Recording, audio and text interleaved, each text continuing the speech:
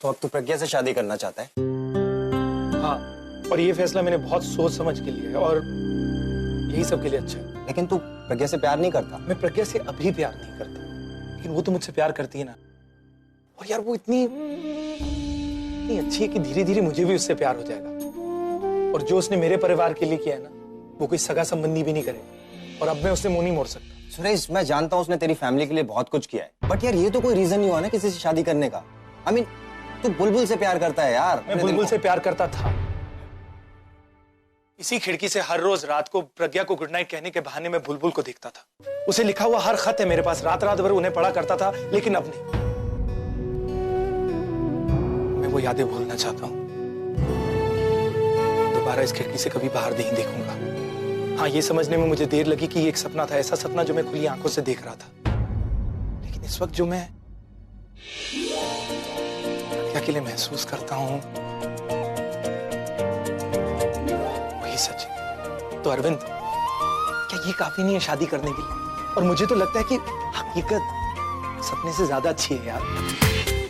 पूरा एपिसोड देखिए ZEE5 पर।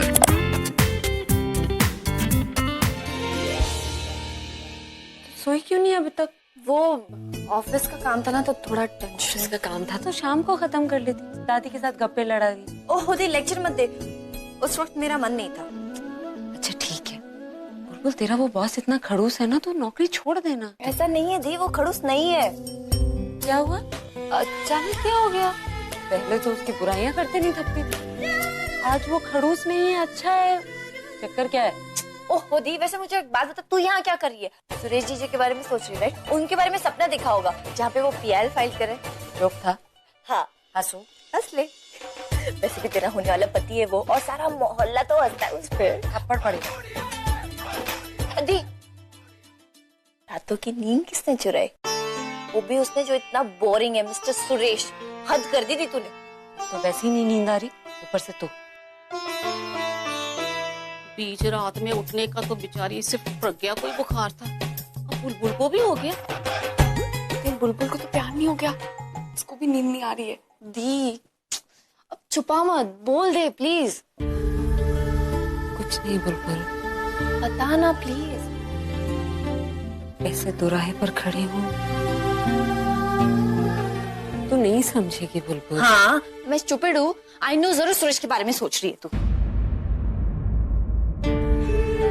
है तो, पर तुझे क्या बताऊं, मेरी जिंदगी में इतनी कश्मकश भरी है, कोई रास्ता ही नहीं नजर आता। सुरेश ने मुझसे शादी के लिए पूछ तो लिया, मगर अब तक समझ नहीं पा रही हूँ कि ये सही है या नहीं। ये सुरेश बहुत ही अच्छा आदमी है, तेरे लिए बहुत सही है। तू इतनी रेस्टलेस क्यों हो रही है? रेस्टलेस तो उसे होना चाहिए जिसकी नींद एक गलत इंसान ने उड़ाई हो। गलत इंसान? हाँ, गलत इंसान मतलब जो दिल को तो सही लगे, लेकिन ये सही गलत का मिक्सचर कौन है ये?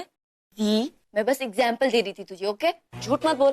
अगर तू दिमाग पे इतना जोर डाल रही है ना, बात जरूर दिखी। मैं सब जानती हूँ। अच्छा, सब जानती है तो बता मैं क्या सोच रही थी। तू बात को घुमा मत बुलबुल। बात कोई फैन है जो घुमाती रहो? हाँ, तू भी ना। दी, टूटता हुआ तारा कहाँ है बुलबुल? का वो देख, वो देख। वो तो लैंप पोस्ट है जिसे सुरेश ने ठीक नहीं करवाया। एक सेकंड के लिए मुझे लगा कि ये टूटता हुआ तारा ही है। तू ना यहाँ से उसे जाकर कह देना कि ये लैंप पोस्ट ठीक करवा दे, वरना मैं उसे रोज टूटता हुआ तारा समझ लूंगी। और तू विश मांग लेगी? विश? मैं? जी, मैं क्यों विश मांगू? अब तुझे विश मांगनी है? नहीं नहीं, मुझे क्या पड़ी है? तू तो, और ये सब इतना फैला क्यों रखा है तूने? सब गंदा रखती है, कुछ ठीक नहीं करती ये।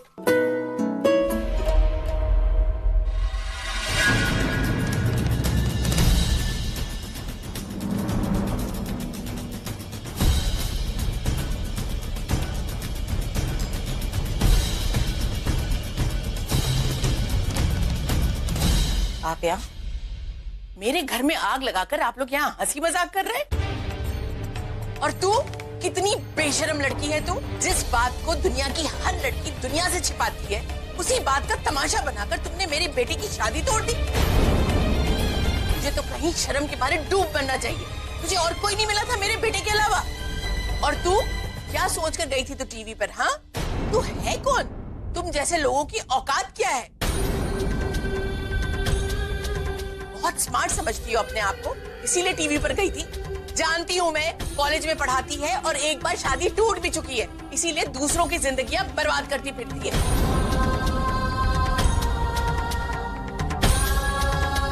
आप जरा तमीज से बात करेंगे प्लीज? बुलबुल तो चुप। देखिए बहन जी, मैं कुछ नहीं देखना मुझे। अरे ऐसी क्या जलन कि अपनी शादी नहीं हो रही तो किसी दूसरे की शादी तोड़ दो? एक मिनट बहन जी, आप हिम्मत कैसे हुई मेरी बेटी से ऐसे बात करने की? उससे एक भी शब्द बोलने से पहले अपनी गिरबान में झांक कर देख लीजिए। आपको क्या लगता है सारी गलती रचना की है और आपके बेटे की कोई गलती ही नहीं? मुझे लगा कि आपको अपनी गलती का एहसास हो गया और आप यहाँ माफी मांगने आए, लेकिन नहीं। बड़े घर के लोग हो ना, अपनी गलती तो कभी मानोगे ही।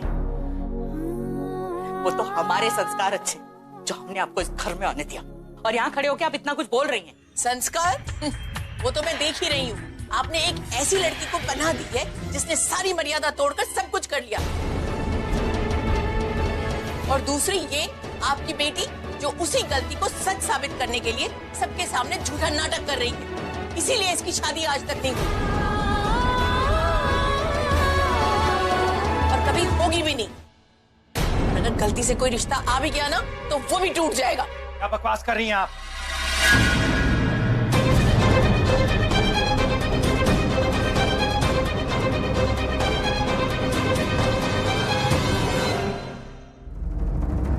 क्या जानती हैं आप प्रज्ञा के बारे में? अगर जानती ना तो ये सब कभी ना कहती। और क्या कहा आपने कि उसकी शादी नहीं होगी? ये किसने तय किया? आपने। और आप होती कौन है तय करने वाली? और चलिए अगर उसकी शादी ना भी हो तो क्या हुआ? क्या कमी है उसमें? आप जैसी औरतें या तो शादी के बारे में सोचेंगे, नहीं तो फिर बदनामी के बारे में सोचेंगे। बस ये इतनी छोटी सी सोच है आपकी, और उससे छोटा है आपका नजरिया। आप तो अपने बेटे की बोली लगाना चाहती थी ना, शादी के बाजार में उसे सबसे ऊंचे दाम पर बेचना चाहती थी, लेकिन वो सपना आपका टूट गया। तभी आप यहां पर आई हैं और प्रज्ञा पर इल्जाम लगा रही हैं, जो उन रईस लड़कियों से सबसे ज्यादा रईस है, क्योंकि जो उसके पास है वो शायद ही किसी के पास होगा।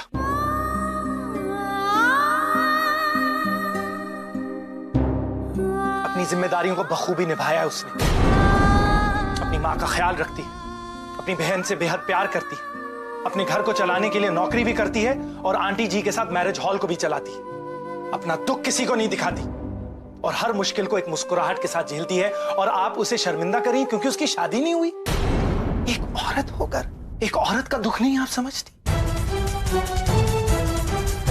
आप रज्जो से पूछ रही थी ना कि उसके पास क्या सबूत है कि बच्चा आकाश का है?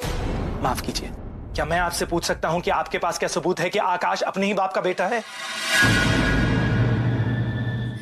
मेरा लकी फेवरेट पेंडेंट नहीं मिल रहा, अभी तो पहना हुआ था। Excuse me? अभी के साथ उसको पहन के जाती थी ताकि वो मुझ में हमेशा इंटरेस्टेड रहे, और अभी वो पेंडेंट नहीं मिल रहा, यानी अभी मुझ में no more interested. Oh god, it's a disaster. अरे come on, relax, just chill, यहीं कहीं गिरा होगा। वेट, मुझे ढूंढने दो तुम।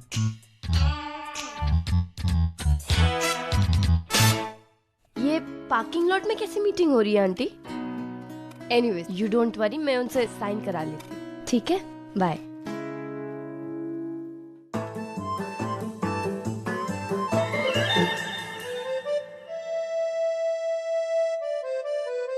ये पूरब सर की गाड़ी है ना? ये इतनी हिल क्यों रही है? कहीं भूकंप तो नहीं आ रहा है? फिर ये गाड़ी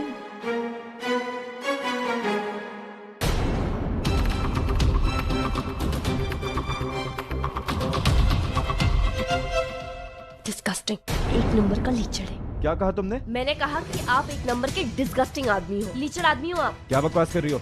तुम्हारे साथ कुछ किया क्या मैंने? नो, आपको क्या लगता है कि मुझे कुछ दिखाई नहीं देता? हाँ, मैं डम हूँ, मुझे कुछ समझ में नहीं आता। मुझे सब समझ में आता। आप इस गाड़ी में, इस पार्किंग लॉट में इस लड़की के साथ पता नहीं क्या करे। छी।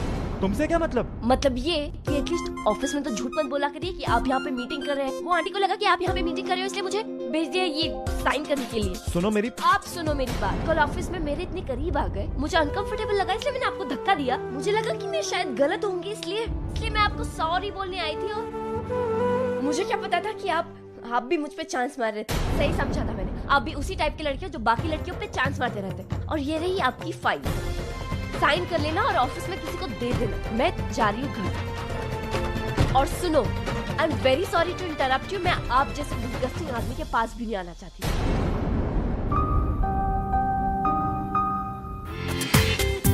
पूरा एपिसोड देखिए ZEE5 पर।